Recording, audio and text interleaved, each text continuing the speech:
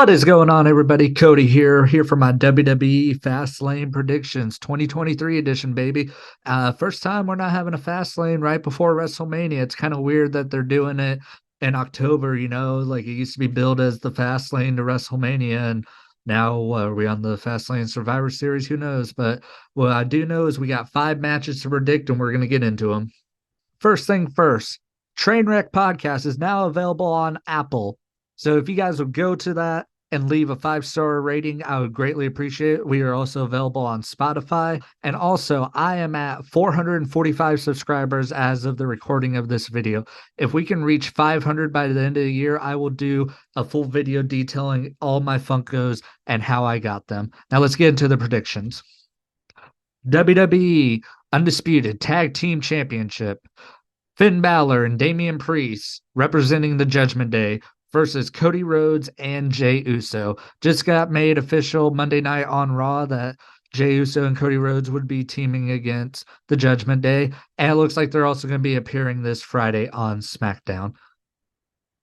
A team that just got put together 6 days before the pay-per-view should not be winning the Tag Team Championship. I could definitely see Finn Bálor and Damian Priest retaining here. Maybe Jey Uso costs him and Cody the match. Maybe the Bloodline interferes. Since it's going to be Jay's first appearance on SmackDown since he left and quit the TV show, it could very well be the possibility that he runs into Jimmy and Solo, and then they, start messing with them and stuff like that and try to screw up the match, and maybe that leads to something next week on SmackDown when Roman Reigns is back, But either way, I don't see Cody and Jey winning this. It's a very interesting matchup, though. We'll see how Cody and Jey, how their team offense goes.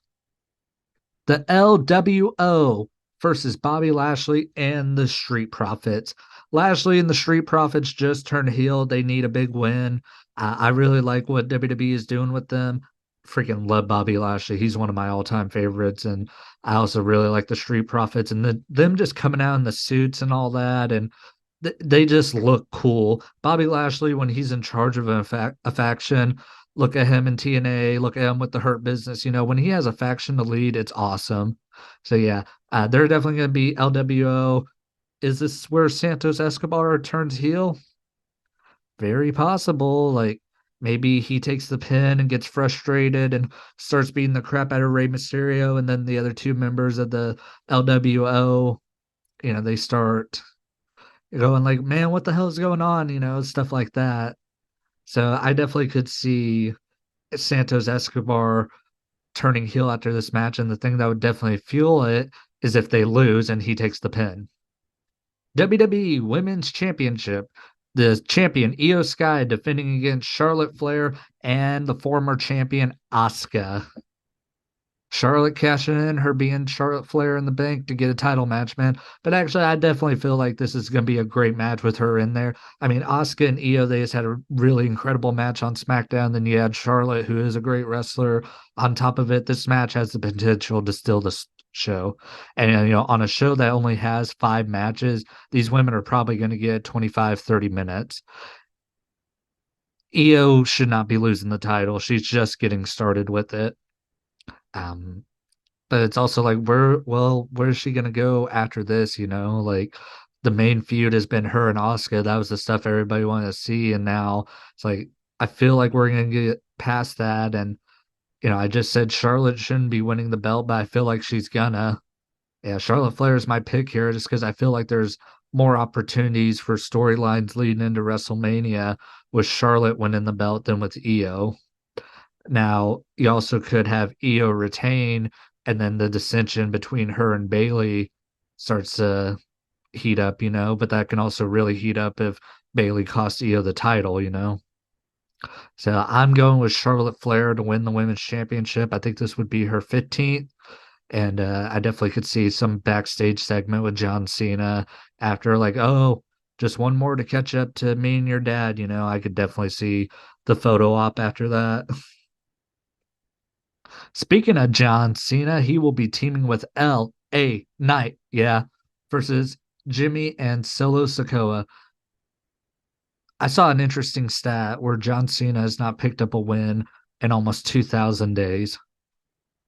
And before that, I think I would have picked him in LA Knight to win anyway. But yeah, now I'm definitely picking him in LA Knight just because Roman Reigns, like I said, is going to be returning on October 13th on SmackDown in Tulsa. I'll be at that show.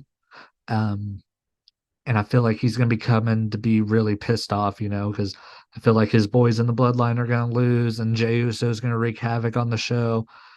Yeah, I'm going John Cena and LA Knight. Plus, it's going to put LA Knight over huge. I mean, he's already getting megastar reactions, and him being affiliated with John Cena, really good possibility that they face each other at the Saudi show. Like, John Cena's like, I respect you, but now I want to face you. That's where I see this direction, or this is where I see the story heading. Just because, like, John Cena's going to be around for a few more weeks. It looks like he's going to work the show in Saudi Arabia. Who's he going to work? And I feel like him winning a match and then putting LA Knight over on his way out seems like a very John Cena thing to do.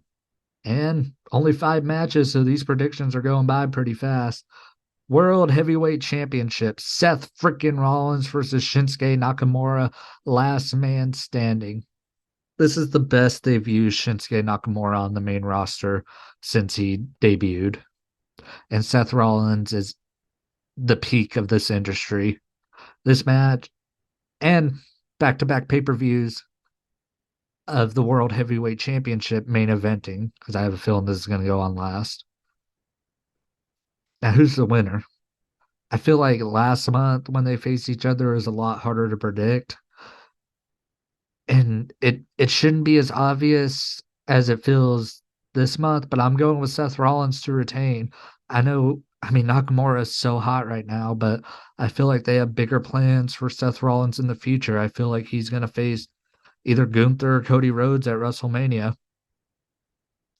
and he's going to put one of those guys over. So I don't see Seth Rollins losing.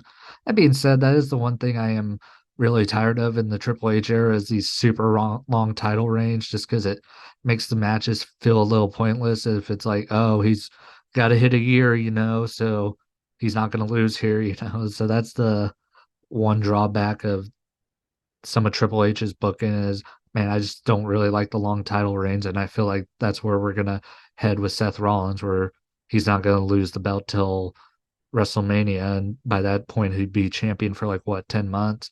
But yeah, Shinsuke Nakamura, I feel like is gonna put up a fair fight. Their match last month was pretty good. I feel like this one will be a little bit better, especially since they'll be able to use weapons and stuff. Yeah, not show stealing potential, but very solid closer. And that's it. Like I said, only 5 matches. Like I said earlier, guys, if you could go support the podcast on those 2 platforms and subscribe to the channel, really appreciate it. And if we hit 500 by the end of the year, I got like almost 40 Funkos back there. So you'll hear the story on almost how I got all of them. Some of them I don't remember how I got, but some of them have pretty cool stories behind them. So thank you guys. Like the video. Have a good night.